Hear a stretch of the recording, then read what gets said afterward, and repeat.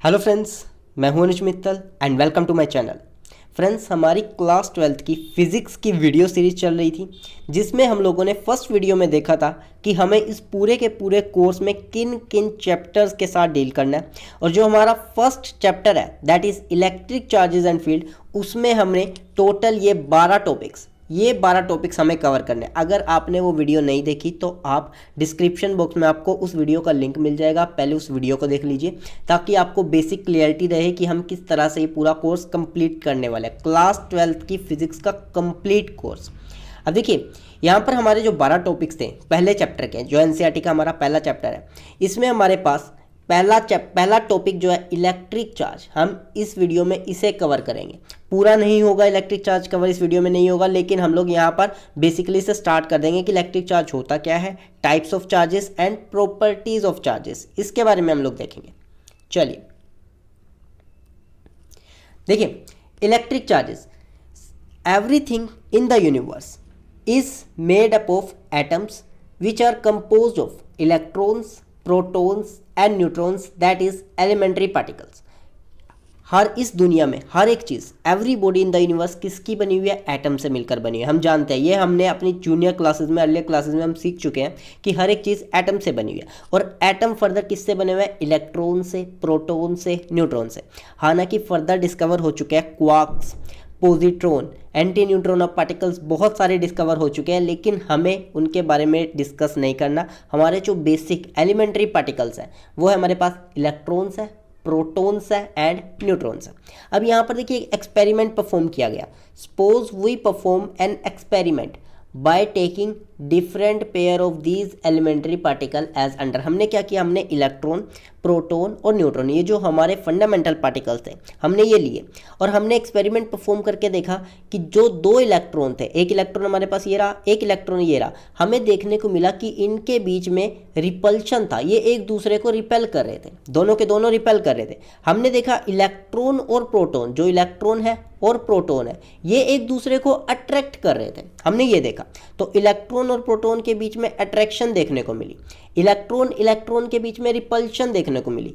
और अगर बात करें प्रोटॉन न्यूट्रॉन के बीच में, प्रोटॉन न्यूट्रॉन के बीच में किसी भी तरह की कोई इंटरेक्शन नहीं थी। प्रोटॉन न्यूट्रॉन को ना अट्रैक्ट कर रहा है ना रिपेल कर रहा है, इलेक्ट्रॉन न्यूट्रॉन को ना अट्रैक्ट कर रहा है ना रिपेल कर रहा है।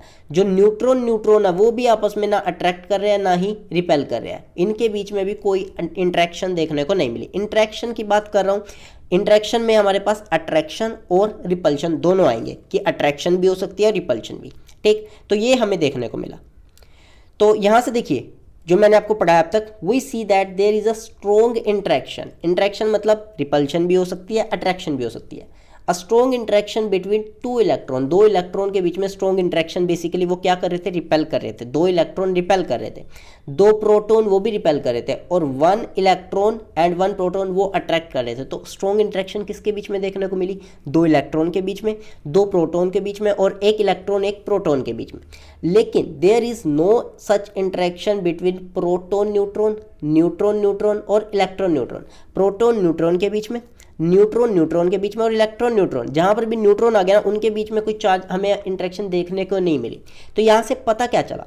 This indicates that there is some extra property possessed by electrons and protons but not by neutrons and that is the electric charge। हमें यहाँ से पता चला कि जो इलेक्ट्रॉन है, जो प्रोटॉन है, वो कुछ एक्स्ट्रा प्रॉपर्टी रखते हैं, और वही एक्स्ट्रा प्रॉपर्टी चार्ज कहलाती है, जो कि न्यूट्रॉन के पास नहीं थी। न्यूट्रॉन क्या होता है? न्यूट्रल होता है। इलेक्ट्रॉन पे नेगेटिव चार्ज होता है, प्रोटॉन पे पॉजिटिव चार्ज, वो सब हम देखेंगे अभी।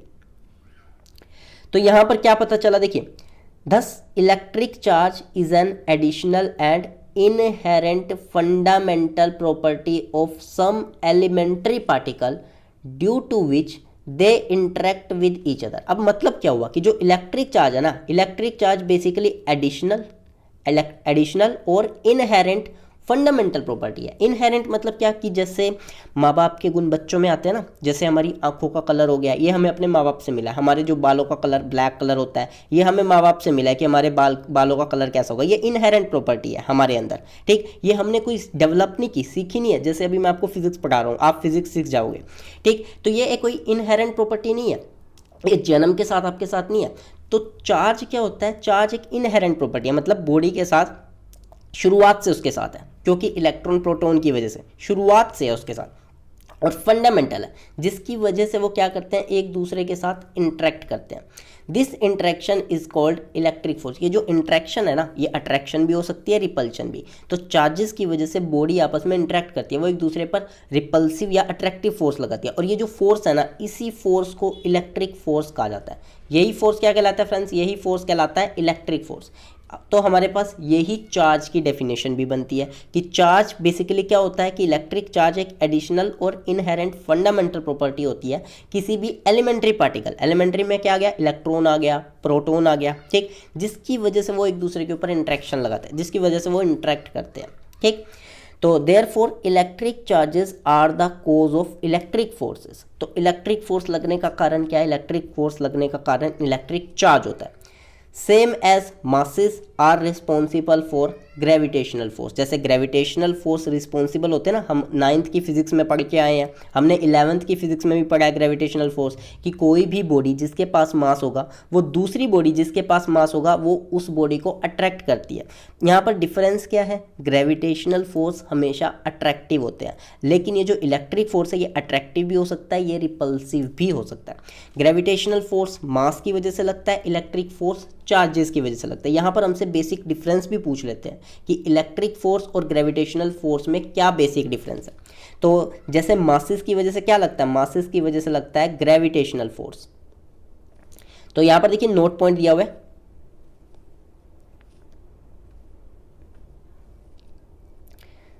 Gravitational force is only attractive but electric forces are attractive as well as repulsive. तो ये हमारे डिफरेंस में काम आते हैं। हमसे पूछ लिया जाता है बेसिकली कि इलेक्ट्रिक फोर्स और ग्रेविटेशनल फोर्स में डिफरेंस क्या है, तो आपको पॉइंट्स याद रखने हैं कि ग्रेविटेशनल फोर्स मास की वजह से लगता है, इलेक्ट्रिक फोर्स चार्ज की वजह से लगता है। ग्रेविटेशनल फोर्स अट्रैक्टिव होते हैं, इलेक्ट्रिक फोर्स अट्रैक्टिव और रिपल्सिव दोनों तरह के हो सकते हैं।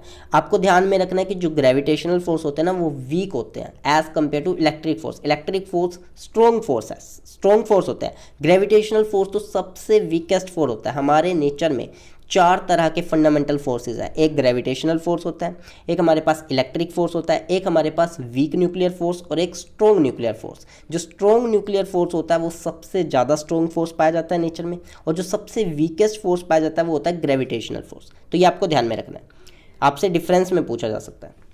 तो अब चार्ज के बारे में हम पढ़ रहे हैं, तो आप पहले देख लेते हैं कि जो इलेक्ट्रिक चार्ज होता है ना फ्रेंड्स, इलेक्ट्रिक चार्ज एक स्केलर क्वांटिटी है। स्केलर क्वांटिटी मतलब इसके पास डायरेक्शन नहीं होती। मतलब अगर आपको कहीं पर, देखिए, अगर आपको कहीं पर 2 कूलम चार्ज दे रखा है और एक जगह आपको 4 कूलम चार्ज दे रखा है, आपको 6 कूलम चार्ज दे रखा है, और आपसे पूछा जाता है कि टोटल चार्ज कितना, तो आप डायरेक्टली इनको ऐड कर सकते हो कि 2 + 4 6, 6 + 6 12, टोटल चार्ज कितना हो गया 12 कूलम का। आप डायरेक्ट ऐड कर सकते हो, आपको डायरेक्शन पे फर्क नहीं, आपको डायरेक्शन से लेना देना नहीं है। वहीं अगर मैं बात करूँ जैसे फोर्स की, जैसे कि ये एक बॉडी है, ठीक, इस पर फोर्स इधर से लग रहा है 4 न्यूटन का और इधर से लग रहा है आपके पास 10 न्यूटन का। तो यहाँ पर डायरेक्शन की बात आ गई। डायरेक्शन देखिए, ये इस तरफ लग रहा है 4 न्यूटन, ये इस तरफ लग रहा है। टोटल फोर्स निकालने जाए आप 14 न्यूटन नहीं लिख सकते। आप ये नहीं कह सकते कि यहाँ पर टोटल फोर्स 14 न्यूटन होगा, नहीं, ये गलत है। तो 4 - 10 ये आपके पास -6 न्यूटन हो जाएगा। ये आपके पास कितना आ जाएगा, -6 न्यूटन, जो कि माइनस किस लिए, माइनस इस तरफ के लिए कि ये वाला इस तरफ लग रहा है, ठीक, लेफ्ट हैंड साइड पे। तो यहाँ पर आपका जो चार्ज होता है वो क्या होता है, charge is a scalar quantity. इसकी जो एसआई यूनिट होती है, ध्यान रखिए, इसकी एसआई यूनिट होती है कूलम, ठीक। कूलम, जो साइंटिस्ट है ना कूलम, उन्होंने ही बताया था कि जो चार्जेस की वजह से जो फोर्स लगता है वो फोर्स कितना होता है, ठीक। जैसे फोर्स की यूनिट न्यूटन होती है, चार्ज की यूनिट होती है हमारे पास कूलम। ये एसआई सिस्टम होती है। एसआई हमारे पास 4 तरह के सिस्टम होते हैं। एक इंटरनेशनल सिस्टम, एसआई सिस्टम जिसको इंटरनेशनल सिस्टम ऑफ यूनिट कहते हैं, CGS centimetre gram second, FPS और एमकेएस। एफपीएस होता है फुट पाउंड सेकंड और एमकेएस होता है मीटर किलोग्राम सेकंड। तो एसआई सिस्टम में आपकी यूनिट जो होती है चार्ज की कूलम होती है, और सीजीएस यूनिट भी यूज़ कर लेते हैं ज़्यादातर, सीजीएस और एसआई, यही आपको ध्यान में रखना है। एमकेएस और एफपीएस आपको ध्यान में नहीं रखना, वहाँ से आपसे क्वेश्चन नहीं पूछते। सीजीएस यूनिट जो चार्ज की होती है वो होती है इलेक्ट्रोस्टैटिक यूनिट। इलेक्ट्रोस्टैटिक जिसको ईएसयू से दिखाते हैं, ये न्यूमेरिकल में आपके काम आएगा। स्टैट कूलम कह सकते हो आप, स्टैट कूलम जो सीजीएस यूनिट होती है। 1 कूलम किसके बराबर होता है, 3 × 10⁻⁹ ESU, यानी कि इलेक्ट्रोस्टैटिक यूनिट। 3 इंटू 10⁻⁹ ये 3 इंटू 10⁻⁹ है यहाँ पर। इसका डायमेंशनल फॉर्मूला देखते हैं। इलेक्ट्रिक चार्ज का हमें डायमेंशनल फॉर्मूला निकालना है। अब डायमेंशनल फॉर्मूला आता है इसका AT। AT कैसे आया, अब देखिए मैं आपको बताता हूँ इसका डायमेंशनल फॉर्मूला AT कैसे बनता है। सबसे पहले तो आपको ध्यान में रखना है कि आपके पास 7 फंडामेंटल क्वांटिटी होती है, 7 फंडामेंटल, जिसमें आता है आपके पास मास, जिसको M से दिखाते हैं, आपके पास लेंथ आता है, दूरी, मास, लेंथ, आपके पास आ जाता है टाइम, मास, लेंथ, टाइम, आपके पास आ जाता है इलेक्ट्रिक करंट, आपके पास हो गया इलेक्ट्रिक करंट, जिसको मैं I से दिखा रहा हूँ, इलेक्ट्रिक करंट, मास, लेंथ, टाइम, इलेक्ट्रिक करंट। फिर आता है आपके पास टेम्परेचर, फिर आपके पास आ गया टेम्परेचर। उसके बाद आपके पास आ गया intensity of light. Intensity of light मैं पूरा नहीं लिख रहा, इंटेंसिटी लिख रहा हूँ सिर्फ। किसकी इंटेंसिटी? लाइट की इंटेंसिटी, इंटेंसिटी ऑफ लाइट। और फिर आपके पास आ गया amount of substance. Amount of substance unit होती है इसकी मोल। ठीक, तो आपको इन्हीं 7 फंडामेंटल क्वांटिटी में से लेना होता है। जो चार्ज होता है ना, चार्ज, वो इन फंडामेंटल क्वांटिटी में नहीं आता। देखिए 7 हो गए हमारे पास, 1 2 3 4 5 6 7 7 हो गए। तो आपके पास फंडामेंटल क्वांटिटी लेनी है। फंडामेंटल क्वांटिटी में आपके पास करंट आ रहा है, फंडामेंटल क्वांटिटी में आपके पास टाइम आ रहा है। जो चार्ज होता है ना, देखिए करंट जो हम 10th की क्लासेस में पढ़ते हैं, I इज इक्वल टू में Q डिवाइडेड बाई T, यानी कि I किसके बराबर है? Current divided by time. तो I के लिए हमारे पास क्या आ गया? I के लिए आ गया हमारे पास एम्पियर A, और टाइम के लिए हमारे पास आ गया T। तो ये हमारे पास चार्ज का बेसिकली डायमेंशनल फॉर्मूला हो गया। चार्ज का डायमेंशनल फॉर्मूला क्या रहेगा? AT। तो आपको ये ध्यान में रखना है, 1 नंबर का क्वेश्चन आपसे यहाँ से पूछा जाता है।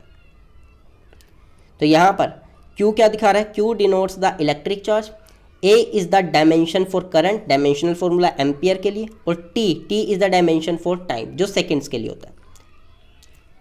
फ्रेंड्स, इस वीडियो में हम लोग इतना ही कवर करेंगे। प्रॉपर्टीज ऑफ चार्ज हम अगली वीडियो में कवर करेंगे। हम अगली वीडियो में ये भी देखेंगे कि नेचुरल यूनिट ऑफ चार्ज क्या होता है। Okay friends, thank you.